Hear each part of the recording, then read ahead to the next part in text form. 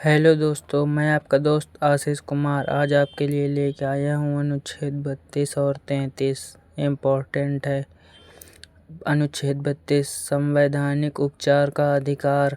अनुच्छेद 32 को मूल अधिकार बनाने वाला मूल अधिकार कहा जाता है क्योंकि इसके द्वारा व्यक्ति मौलिक अधिकार हनन के मामले पर सीधे सुप्रीम कोर्ट जा सकता है। अनुच्छेद 32 के तहत ही सुप्रीम कोर्ट 5 प्रकार के रिट याचिका या समादेश जारी करती है। बंदी प्रत्यक्षीकरण, पति प्रतिषेध, परमेश्वर, परमादेश, उत्प्रेषण, अधिकार परीक्षा। बंदी प्रत्यक्षीकरण, इसका अर्थ होता है सशरीर प्रस्तुत करना।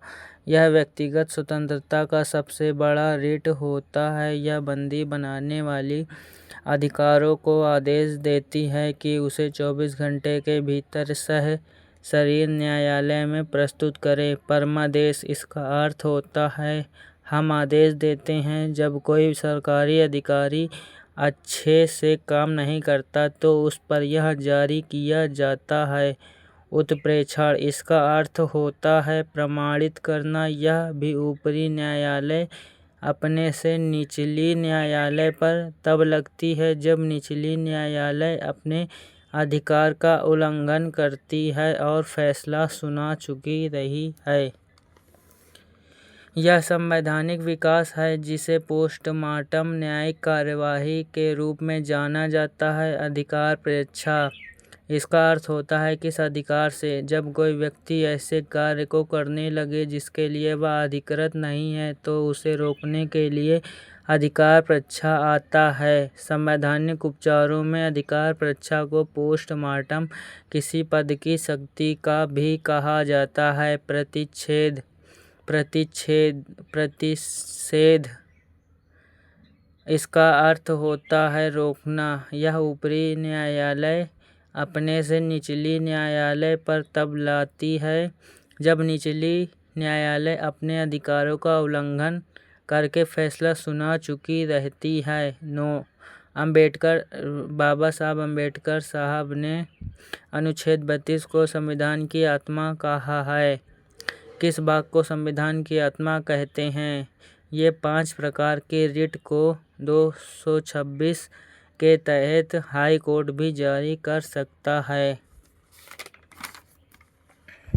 अनुच्छेद 33 राष्ट्रीय सुरक्षा के हित में संसद, सेना, मीडिया तक गुप्तचर के मूल अधिकार को सीमित कर सकती है। अनुच्छेद 34 भारत के किसी भी क्षेत्र में सेना का कानून लागू किया जा सकता है।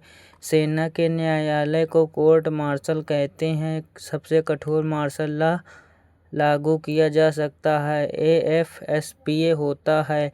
अनुच्छेद 35 भाग 3 में दिए गए मूल अधिकार के लागू होने के विधि की चर्चा।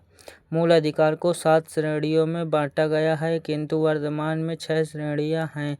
श्रेणी और अनुच्छेद। श्रेणी: समानता का अधिकार, स्वतंत्रता का अधिकार, शोषण के विरुद्ध अधिकार, शिक्षा एवं संस्कृति का अधिकार, संपत्ति का अधिकार, संवैधानिक उपचार का अधिकार। किस अनुच्छेद के अंतर्गत आते हैं? समानता का अधिकार 14 से 18 अनुच्छेद, स्वतंत्रता का अधिकार 19 से 22, शोषण के विरुद्ध अधिकार 23 से 24, धार्मिक स्वतंत्रता का अधिकार 25 से 28, शिक्षा एवं संस्कृति का अधिकार 29 से 30, संपत्ति का अधिकार 31, संवैधानिक उपचार का अधिकार 32।